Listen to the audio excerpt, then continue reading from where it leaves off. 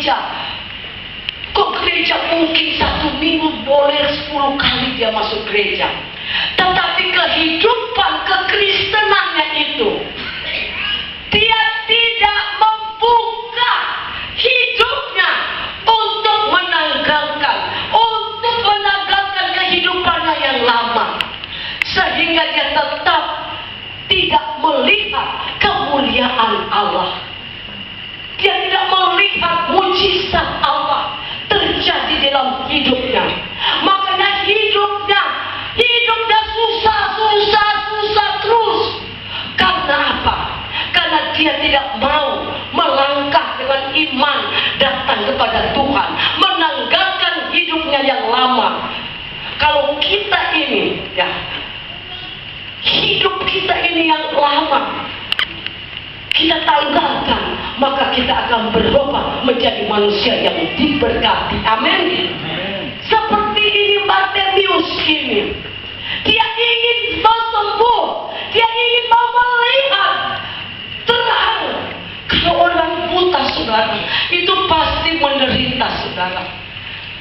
Kita aja kalau mati lampu ini, walaupun kita punya mata terbuka, tapi karena mati lampu gelap, kita rasanya itu menderita. Rasanya aduh, rasanya sudah mati di kuburan, nggak bisa lihat apa-apa. Nah, orang buta, saudara, kalau berjalan di depan ada jurang, dia tidak tahu apa-apa. Dia tahu pasti dia masuk jurang karena buta. Karena dia tidak tahu jalan mau kemana, jalan ke kiri kanan, dia tidak tahu. Namanya orang buta. Tetapi kita lihat nyata. Kita lihat orang buta ini. Dia sangat betul-betul ingin sekali mau disembuhkan. Sehingga dia berkata, dia waktu itu Tuhan lewat, dia berkata, Tuhan, tolong aku, kasihani aku. Aku ingin Tuhan mau sembuhkan mata saya. Artinya, saudara, sudah lama dia hidup di dalam kekristenan, dia hidup di dalam penderitaan, tapi dia tetap tidak mau merubah hidupnya. Dia tidak mau berubah keadaannya menjadi mulia, menjadi hidup yang layak, menjadi hidup yang betul-betul diberkati. Dia mau hidupnya cuma apa? Kerohaniannya cuma apa? Kehidupannya yang lama. Masih apa? Hidupnya masih tidak karuan. Tapi kalau dia sudah melihat terang itu, cahaya itu ialah Tuhan, maka hidupnya akan berjalan sesuai dengan, ya, kita pasti akan sukacita melihat terang. Banyak orang Kristen hidupnya tidak melihat terang Kristus. Walaupun dia sudah lama mengikut Tuhan, lama dia mengikut gereja, datang ke gereja, tapi dia belum melihat mujizat Tuhan. Dia belum melihat mujizat Allah di dalam kehidupannya. Karena apa? Karena dia punya imannya masih tertutup, imannya masih mati.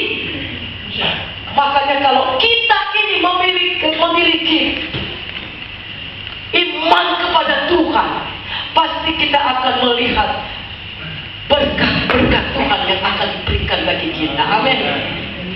Karena iman itu dapat menyelamatkan kita. Iman itu merubah hidup kita, saudara. Kalau kita juga berdoa untuk orang sakit, saudara.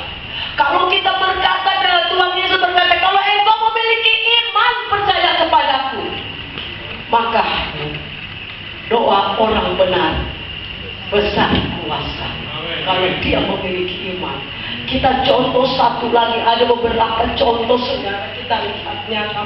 Ada seorang ibu, saudara, kita lihat Abraham, saudara. Abraham itu memiliki juga iman yang besar. Makanya Abraham dikatakan bapak orang beriman. Kenapa saudaranya dikasih oleh Tuhan? Waktu Abraham menunggu janji Allah, bahwa Allah berkata, Allah sudah berfirman kepada Abraham,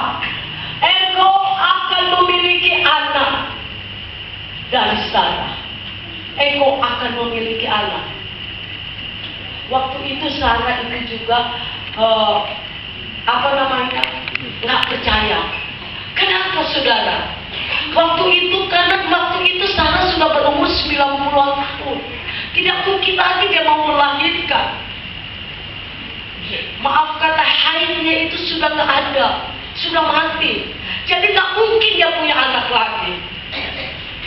Tetapi kita lihat Bapak Abraham itu, dia memiliki iman yang betul-betul besar kepada Tuhan. Maka ia tetap menunggu janji Allah. Dia tetap menunggu. Dia tidak goyah imannya. Dia tetap menunggu. Abraham Bapak menunggu atau menanti dengan sabar. Itu iman juga. Kalau kita punya imankan kepada Tuhan, kita mau memimpikan sesuatu. Misalnya saya mau beli rumah. Mungkin saat ini saudara masih kontrak, tapi saudara sudah memiliki iman kepada Tuhan. Tuhan, saya ingin punya rumah, saudara. Tetapi saudara, seringkali kita memiliki iman itu supaya iman itu seperti susu instan, langsung jadi no. Tidak, saudara. Tapi ada juga orang-orang yang tidak mungkin. Apalagi mobil rumah, anak saya cuma kerja, gajinya cuma 1 juta, bagaimana? Belum mau bayar listrik, belum mau ini itu. Nah, cukup mobil rumah. Haleluya. Tapi bagi Tuhan tidak ada yang tidak ada yang mustahil bagi Allah. Allah kita Allah yang sangat luar biasa. Allah bukan pikiran manusia ini, tapi Allah punya pikiran-pikiran yang tidak dapat dipahami oleh manusia. Amin. Dari itu saudara, Abraham menanti dengan sabar janji Allah. Apa yang dijanjikan kepadanya? Coba kita lihat Ibrani 6 ayat 15. Bagaimana Abraham menanti janji Allah. Dan kalau kita lihat betul nyata, setelah Allah memberikan kepada janjinya kepada Abraham, terlahirlah Ishak. Amin. Puji Tuhan. Kita lihat. Amin. Satu orang membaca, saya melihat. Begitulah firman Tuhan. Abraham menanti dengan sabar, dan dengan demikian ia memperoleh apa yang dijanjikan kepadanya. Memperoleh apa yang dijanjikan, benar nggak? Dia menanti dengan sabar, tapi dikatakan firman Tuhan, akhirnya dia memperoleh. Sabar loh saudara.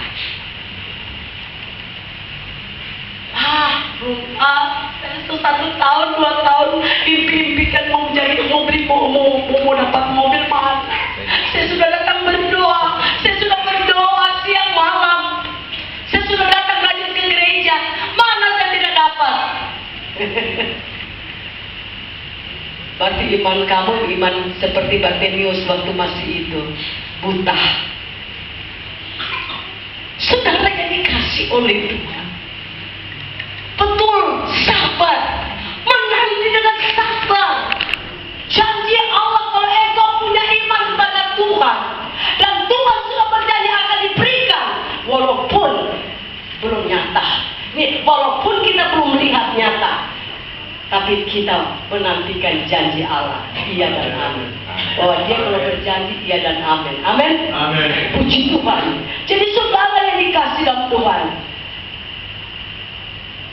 menjadi penurut mereka yang oleh iman dan kesabaran mendapatkan juga bagian dalam apa yang dijanjikan Allah. Tuh. Jadi harus kita menurut. Jadi orang-orang itu jemaat penurut. Nggak mau Tuhan kasih apa yang kamu minta. Dengan iman pun, kalau engkau tidak menurut perintah Tuhan, tidak menurut akan Tuhan, mana kamu mau dapat hasil? Tapi Tuhan berkata, firman Tuhan berkata, menjadi orang-orang penurut dan mereka yang oleh iman dan kesabaran. Jadi saudara yang dikasih dalam Tuhan, firman Allah juga dikatakan oleh Ibrani di dalam Ibrani 10 ayat 38 yang berkata, orangku yang benar akan hidup oleh iman. Waduh, sangat luar biasa, saudara. Bapak Abraham orang yang benar, orang yang saleh, orang yang bijaksana, orang yang sabar. Disitulah firman Tuhan dikatakan, orangku yang benar akan hidup oleh iman. Tetapi kata Tuhan juga, apabila ia mengundurkan diri, maka aku tidak berkenan kepadanya. Amin, saudara. Kita lihat contoh yang kedua juga, ayat ketiga. Ada perempuan Kanaan yang percaya. Mungkin saudara tahu seorang ibu, seorang janda datang bertalu-talu datang kepada Tuhan, memohon supaya anaknya disembuhkan. Lalu Tuhan berkata, tidak pantas atau tidak baik roti ini engkau mengambil. Tuhan berkata remah-remah. Mungkin satu orang baca satu orang baca. Seorang ibu. Matius 15 ayat 21. Perempuan yang percaya. Yesus berkata, hai ibu, besarlah imanmu, jadilah kepadamu seperti yang kau kehendaki. Dan seketika itu juga anaknya sembuh. Saudara yang dikasih dalam Tuhan, dia sabar walaupun Tuhan sudah berkata dengan keras kepada ibu ini. Tuhan sudah berkata, engkau seperti anjing. Coba saudara baca. Maka datang seorang perempuan Kanaan. Coba. Maka ayat 21, lalu Yesus pergi dari situ dan menyingkir ke daerah Tirus dan Sidon. Maka datanglah seorang perempuan Kanaan dari daerah itu dan berseru, kasihanilah aku ya Tuhan, anak Daud, karena anakku perempuan kerasukan setan dan sangat menderita. Tetapi Yesus sama sekali tidak menjawab. Lalu murid-muridnya datang dan memintanya kepadanya, suruhlah ia pergi. Ia mengikuti kita dengan berteriak-teriak. Amin. Jawab Yesus, aku diutus hanya kepada